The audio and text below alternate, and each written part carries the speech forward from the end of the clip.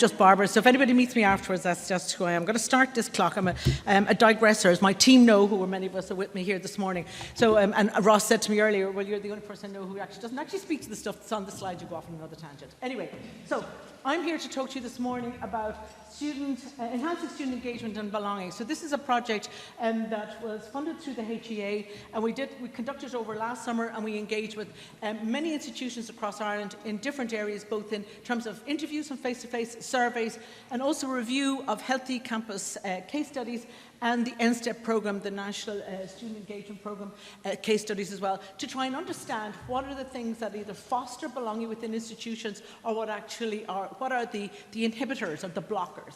So I will try and stick quickly to, I've got somebody to tell me on time as well. So this is a photograph of the team, so we worked both in person and online, very much like how we do today. But what was interesting was we've had, and I'll get to the team dynamics in a moment, we had a very diverse group of people coming together, which I felt was a really important piece to try and understand. So we didn't, if we had a team all with the same background, telling me move, yes? To the mic. Oh, can you hear me? Oh, because you've got, okay, to the mic. So we've got the point was that we needed a team that actually that brought lots of different perspectives. So if you have a team that's all coming from the one background, they can actually bring their own biases and lens, and what we wanted to do is try and challenge some of that in our thinking and what we saw in the data that emerged from our interviews. Okay, so what were our objectives? So we had a series of objectives that were set out for us. Was to define belonging within the context of higher education. What were its core components, using both a theoretical and a practical lens.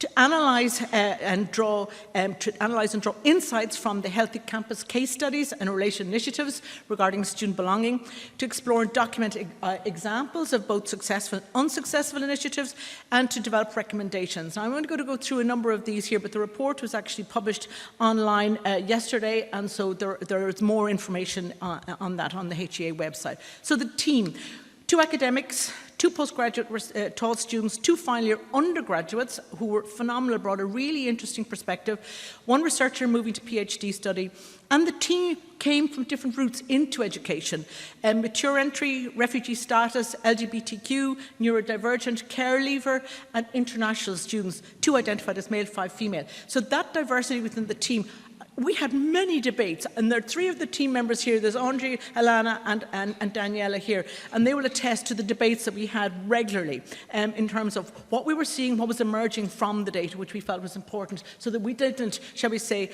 our own biases didn't emerge too quickly, and we got consensus. So looking at a theoretical framework, just very briefly, defining belonging, the extent to which students feel connected to their academic institutions and the people within those institutions. So that's at its simplest, and I think any of us could identify that, whether you're in the workplace or whether you're a student, that sense of being connected and feeling valued, which is another part that emerged quite a lot. So, and then looking at Dawson Smith, feeling part of somewhere an individual can be themselves, feel confident in their personal and social identities through secure, meaningful and harmonious support in learning areas both on and off the campus. And that's a really important role, and that kind of really encapsulates finding your tribe. So everybody is different, and people identify. Oh, of course. Oh, thank you very much. Not much point in me clicking here and not clicking there. Thank you, Daniela. Okay, so this is very briefly. There's a lot more on the background in the report itself. So looking at, and what emerged from in reviewing the literature, that actually this student belonging is a very dynamic ecosystem. It's not something that's static, and it'll change. So when we know many of our institutions will do a lot of work pre-entry to the university to try and consider what it is we will have an appropriate transition into our educational institutions. So that's one kind of a dynamic process. When they come to us as first year, Then as they moved second, third, into graduate, postgraduate, at all of those levels, there are different things feeding into that, that sense of student belonging. So it's a very dynamic process. But there are kind of 4 pillars to it. There's the social pillar, the academic pillar, the personal pillar, and the surroundings. And this is coming from the literature, and when we actually talked to people, both in interviews and through surveys, these are the kind of core things that emerged as well. So in many cases, you look at this and say, should we know that? This is true. There's nothing really rocket science in what I'm going to talk about today, but it is kind of bringing the evidence together and collating it in one place, so you can look to see, well, what are the things we need to be thinking about within the context of student belonging? And it's trying to join it all up. So I think I was talking earlier, and to our early speakers this morning, that this sense of we can go into one area and be very siloed, but we do need to be thinking in a much more joined up way. So you'll see there's, from the academic, which was talked about earlier, curricular design, universal design is important. The surroundings came out very important, particularly with regards to study spaces and what's often termed sticky spaces, where students can hang out and just be. Obviously, personal agency and competencies are important, peer relations, student relationships, etc. So, then, in terms of the methodology we used for this project and the learnings from it, we firstly had empirical analysis, and that was both primary data collection and secondary. So we had interviews with 14 people via Zoom, and we had 4 of whom who couldn't join a Zoom completed the same set of questions, but in a survey format. Then we also had, of those we had 9 of the 12 large institutions across Ireland participated, and we focused in specific areas to try and understand what it might mean in different places in the university. So we looked at access, residences, orientation, clubs and societies, chaplaincy, faculty. And then we also had a representative from the National Student Engagement Programme as well, bringing that student perspective into this space. Healthy Campus coordinators completed a survey, and we also looked at case studies, both Healthy Campus case studies and NSTAPE case studies. We also had ethical approval for the study. So there's a little map of Ireland, and you'll see that we had obviously a concentration in the Leinster area, as you would expect, but we did approach every institution, did get an opportunity if they wished to contribute in some way to the work. So look, in terms of the interview methodology, so we had 2 sections. The first was a very broad section where we asked interviewees about the culture in their institution fostering student belonging, what initiatives they would recommend for other institutions, and whether their existing belonging initiatives were being evaluated. We thought that was an important piece to understand. Were we collecting any data? What do we do? Thank you, Daniela. What do we do? I need my Danielle down here to tell me out. What do we do in terms of, if we do something, how do we know it worked? Or if it didn't work? That's also important to know. So in trying to understand and unpick this in terms of what we might learn and take into the future. So in terms of specific, all of the areas I talked about earlier, whether it's access, whether it's residences, etc., club society, we had a tailored set of questions for that specific area. So this is what we ask people in accommodation or residences. How are campus residence accommodation designed to engender and support belonging? How do you create a welcoming climate, particularly in the first few days onto campus? What initiatives would you highlight that would help students feel at home, socially connected and immersed into campus living? Are there any strategies to help students in developing connectedness? What have they found that didn't work? Because we thought that was important. And if other institutions want to replicate their most effective initiatives, what would you recommend as a scalable option? So on the basis of those interviews, we generated a whole, because they were done on Zoom, they were in and around an hour-ish, I think, yes, getting now there, approximately, to do. So you can imagine the amount of text that generates.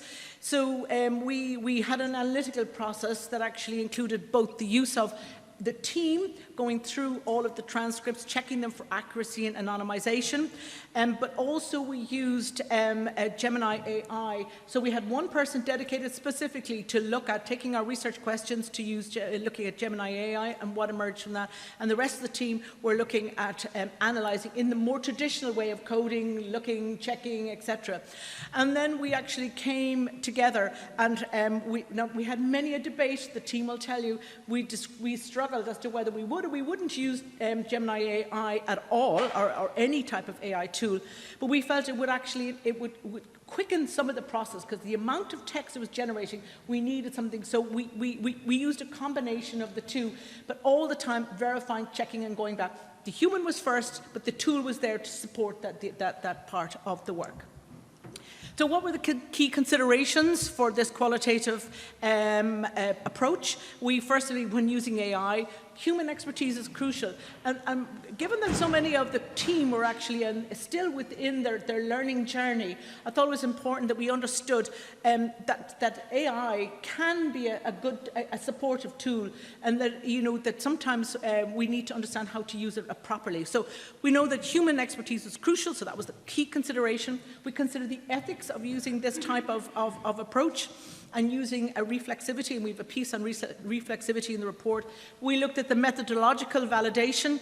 So we will continuously validate AI outputs against our traditional qualitative methods and disciplinary standards to detect potential biases or blind spots introduced by AI.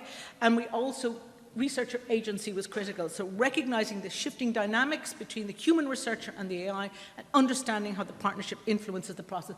And we did think it was a very useful, valuable learning tool, and I think it enhanced the overall capacity to actually use all of the data, rather than going too quickly and maybe missing some of the data. So then I'm going to go through the 4 major themes emerged, and I'm going to go through from this part. So theme 1, how the economic crisis constrains belonging. So economics came up earlier today in the previous presentations, and obviously broader geopolitical things as well. But what emerged very strongly was long commutes and housing crisis isolate students. And I think we know that ourselves on our campuses. Where I live, very close to Belfield, and every single day people park where I live, because they literally are commuting distances, finding somewhere to park, going onto campus and coming off. Now, that actually takes away from any sense of being connected and belonging or hanging out in our institutions.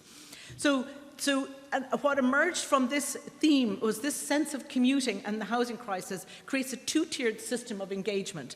And this obviously, so you have those that can afford to be close or on campus or nearby, versus those that are commuting long distances. You've got this 2-tiered system. And that has obviously implications for that sense of belonging, and that very first step of being together is undermined. So that kind of getting connected, because you're constantly thinking, I've got to drive there, I've got to get there, get away again. Financial precarity and the transactional student, and that emerged where participating in other spheres of the university, so life, say, beyond just the academic content and learning, can be unavailable to students who are at times pressed or financially precarious. They come to college to get the degree, that's what they're there. The transaction is the degree, rather than that broader, holistic experience that we would hope our students, when they come to us, would actually get. Then in terms of theme 2, it really focused in on institutions, and that broke down into 2, blockers and facilitators. So within institution, what blocks a sense of a sense of belonging? One of the things that emerged was a fragmented institutional strategy. People not really understanding within the institutional strategy, where does belonging fit? What's the importance or value of it? That tension between the roles of a university. Is it the university see itself as an academic, or does its institution or a holistic institution? And then there was negative consequences of a lack of joint up thinking at a senior level. And I think leadership came up earlier, and it came very strongly through our work as well, where student belonging is not always prioritised as a core institutional responsibility. It's kind of what Caroline was talking about. This shouldn't be baked in. This shouldn't be bolted on. This should be baked in. In many cases, it's a bolt rather than a bake in. Limited resources, again, came up, so just people feeling that they were going the extra mile, or being firemen, with the quotes, or this is what was being said, I'm not gendering anything here, and running on goodwill. Unorganised, rather than disorganised, unorganised and ineffective communication of support to students, and a lack of informal social infrastructure, so a lack of these sticky spaces. But on the counterbalance, what were the builders? So one of which was a visible and authentic top-down commitment to valuing students. That came through from some of the institutions, where student leadership that is student-led and not business-led. So the importance of the student and not the business case. And I know Tim earlier referenced that there is the business piece, and I understand that because our funding models are such, we do need to consider where our funding is coming from. So it can't be one or the other. But where this commitment is woven into the fabric of our daily operations and long-term strategies, and ensuring that student well-being and success are always at the forefront. So these are some of the quotes that came directly from the work. So what emerged was that we need clear and well-resourced support infrastructure that is visible, accessible, and integrated into the student lifestyle from the very beginning, and dedicated spaces that act as community anchors. And I know that most institutions really do try to actually create their spaces to actually anchor their students. And for some it's easier than others, depending on either where they are, multiple campuses, etc., age of campus, etc. All of those can have an impact. Theme 3 that emerged was, from a student's perspective, what is it, what's core? Friendships, peers, and partnership emerged.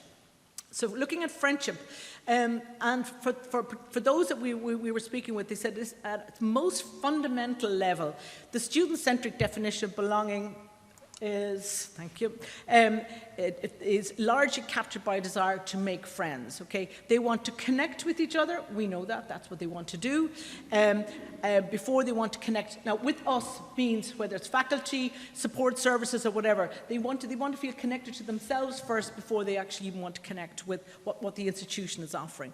And once students feel comfortable or settled in, they can learn. And I think, like, what ultimately this is about is also student success. So this is feeding into student success. So you can't see belonging as something in isolation. It's actually creating those dynamics, both academic and otherwise, for student success. And that's what we're about in institutions. Developing social capital was really important. Joining clubs and societies was also identified, and that emerged in other areas as well. So, the second part here in this area was peer support, looking at, and that was seen as being very critical. So somebody sitting in their seat. So support initiatives that involve others in a similar position to themselves are seen as more authentic, relatable and effective at breaking down those barriers and traditional top-down staff-led approaches. And that's particularly as students transition into our institutions, that they actually have that sense of somebody has been there before and understands what I'm talking about, what I'm going through. And many of our orientation programs are quite condensed at the beginning and maybe somewhat overwhelming for students, and sometimes we have to maybe think a little bit more about how do we actually step that back, elongate it to a point where you have multiple points of connection over time so that transition is successful. And for peer mentoring programs to be effective, they need to be well thought out and designed with the needs of the students in mind. So that very point of what do they need rather than what do I think they need. And that means obviously partnering with students and asking them what it is that they need as they transition into our institutions. Again, staying with this theme, meaningful student partnerships was seen as a key piece of being part of valued with the institution overall. So involving students as partners in governance and design, and this was cited as a key example of where an institutional strategy promotes student belonging. Things don't work when the target group is not involved. A bit like nothing about us without us. And I know the work that I would have done with Jigsaw, and right, because I started with them back in 2005, 2006, everything was about young person at the centre. So trying to understand it from the young person's point of view, rather than what I think you need. What do you need? Asking what you need. Meaningful partnering with students promotes a culture where they feel that staff value their voice. And again, when we look at the end-step model, there are guides for institutions where it's built on dialogue, trust, equity, empowerment, and co-creation. And co-creation is really important. There's a lot of lip service about co-creation. Oh yeah, we got the students involved. But true co-creation really means you've got to co-create and co-design rather than just ask for opinions. And that there is probably a lot of work to be done on that yet. And also this closing the loop. How many is that? 5. Okay, moving along. Belonging for marginalised students. This came up, theme 4. And here, there was this piece that, I'm using the word marginalised carefully, but it was students that came in that felt that they didn't feel that they were part of that larger group.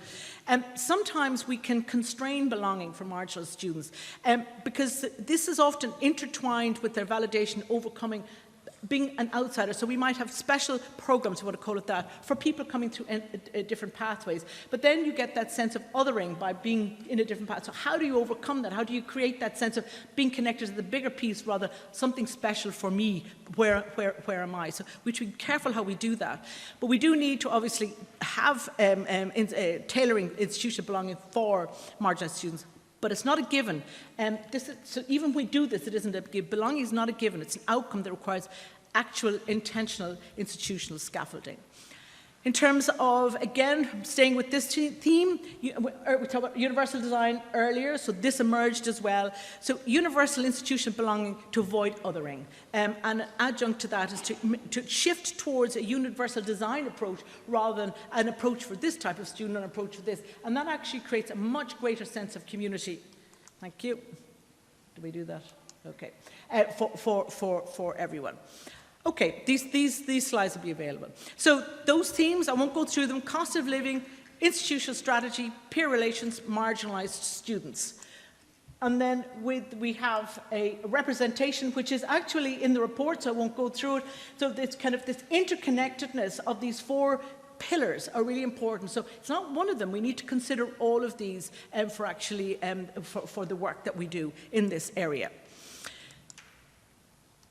Okay, sorry. We have our Healthy Campus survey. We had, and very briefly, 11 surveys done, and the most effective builders were community support, peer-to-peer engagement, and institutional support. And all of these, the wording here may be different to what came through from the interviews, but they converge in the same sets of themes: getting students involved, having institutional support, creating that community. And physical spaces, sticky spaces, emerged quite strong when we looked at and as you could expect, everybody has their own lens that they bring to this, so you would see that this would emerge very much from the Healthy Campus coordinators.